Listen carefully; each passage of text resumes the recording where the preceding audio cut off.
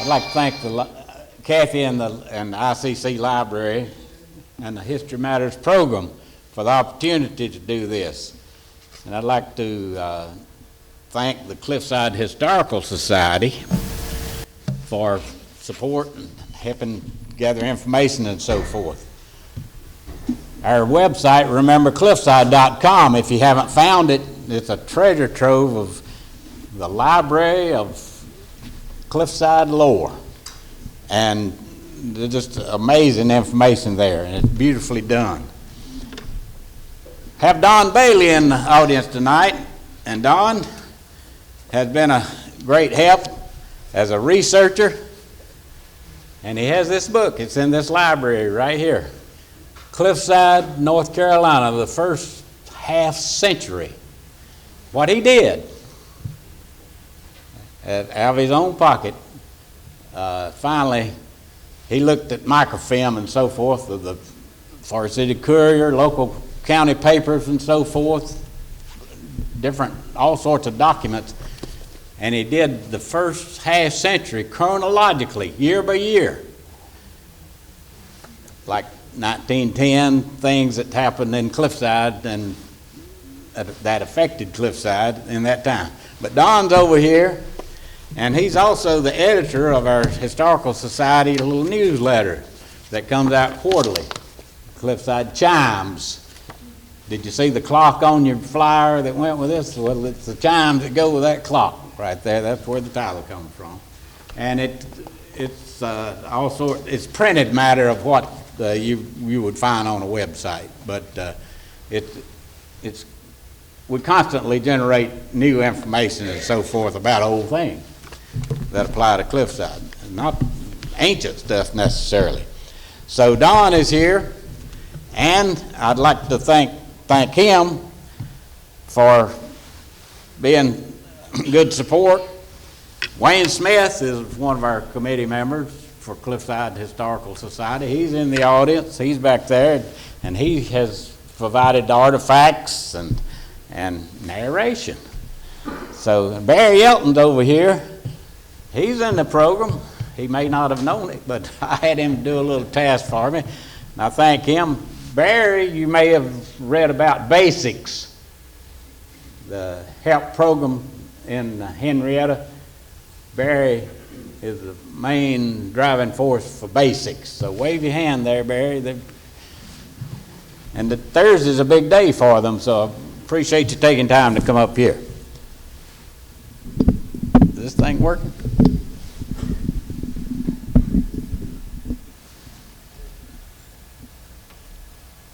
Over here at the computer, you've already been introduced. This is Jana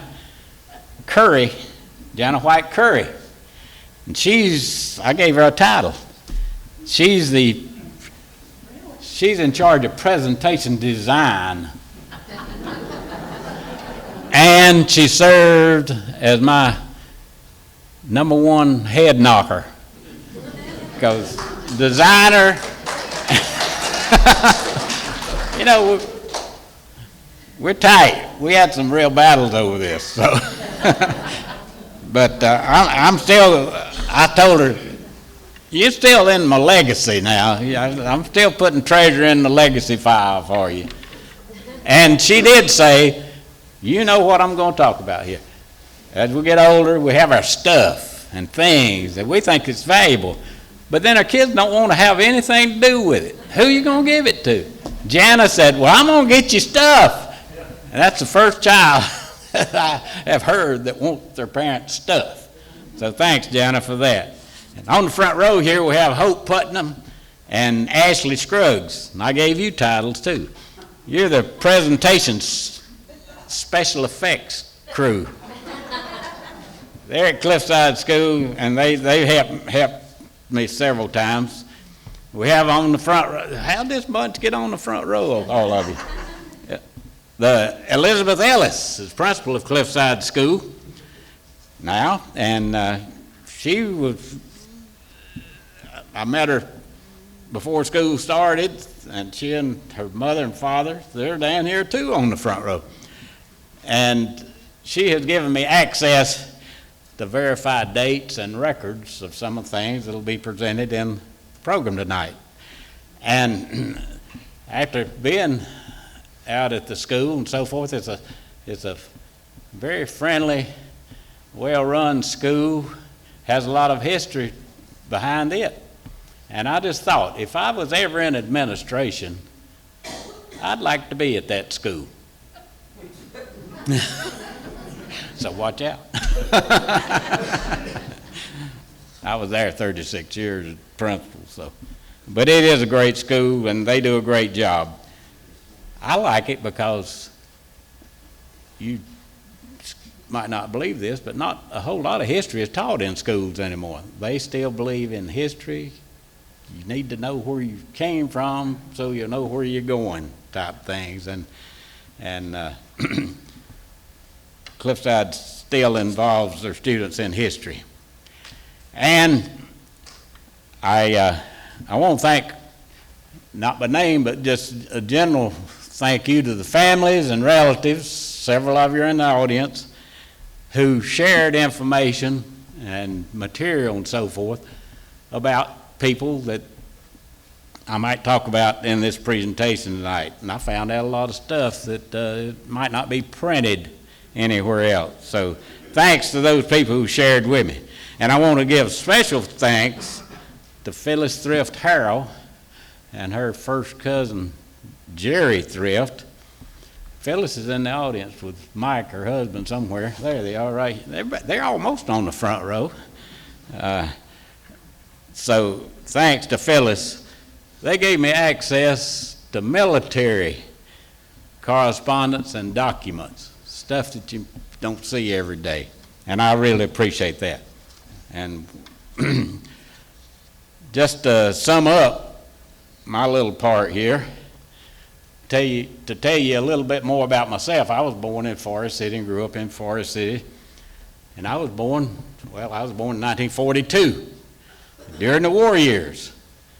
And my father, uncles, neighbors, growing up, it seemed like every man I knew had been in the military then. It was just people tried to volunteer, and they wouldn't take them sometimes because they had physical disability or too young or whatever. But it wasn't anything to see a war veteran or so forth go to church on special occasion, Veterans Day. Well, veterans, please stand up. 3/4 of the church, men in the church, would stand up. You don't do that now.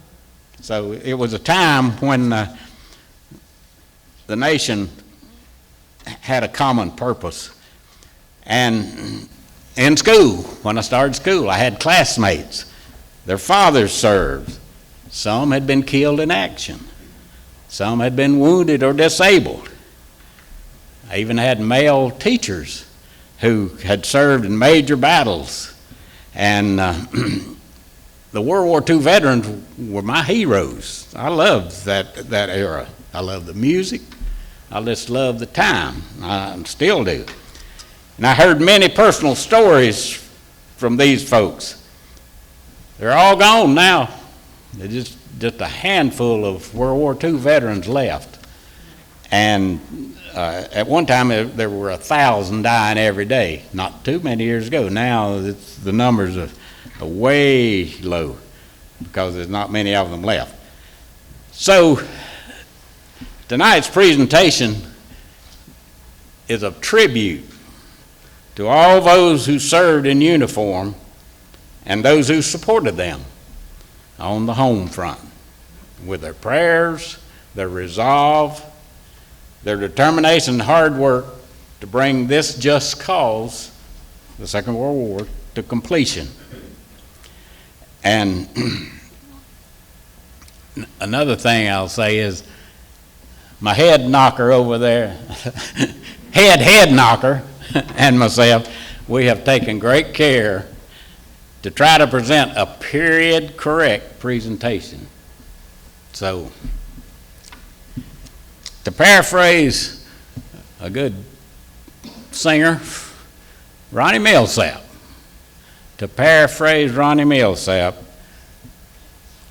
we're going to be lost in the 40s tonight.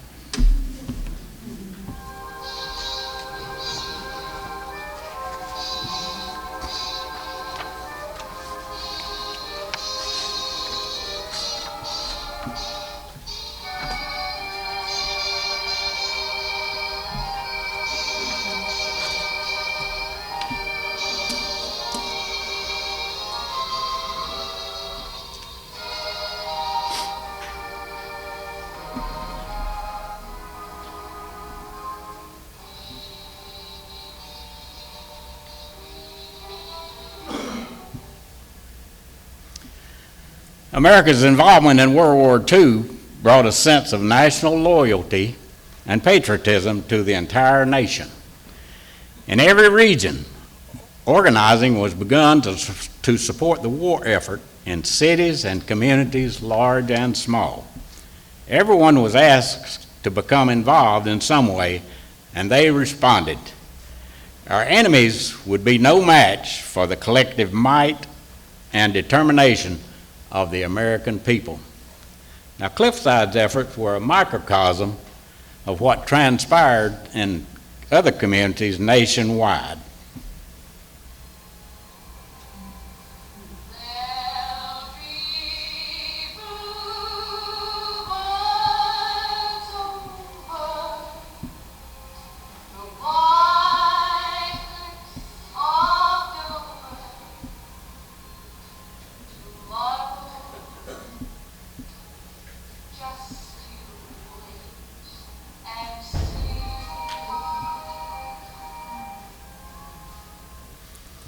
While the air battle for England was raging in 1940, the United States was at peace.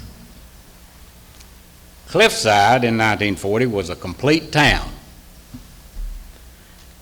of over 2,000 residents with a large textile plant employing over 1,200 operatives. There were a total of 410 dwelling houses in the village. Workers were required to live in houses owned by the mill.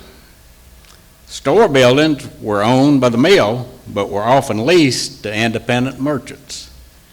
The original plan was for a model town, providing employees with all things, including work, housing, food, clothing, education, churches, entertainment, recreation, and leisure.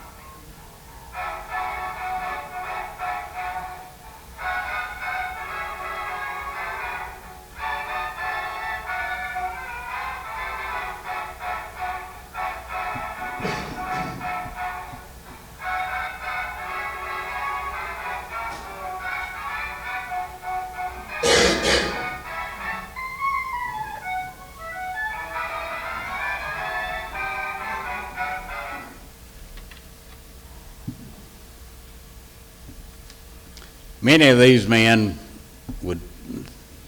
you saw on those steps of the memorial building will soon be in uniform. Some of them won't come back. Some of them are wounded.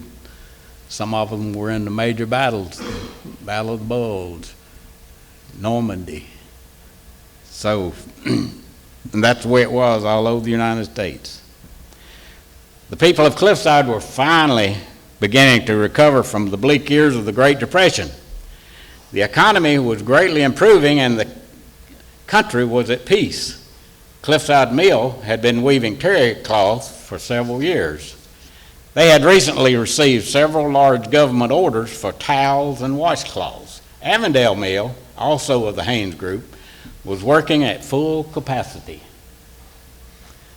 The Duke Power Generating Plant at Cliffside opened in mid-June with 90 to 100 employees.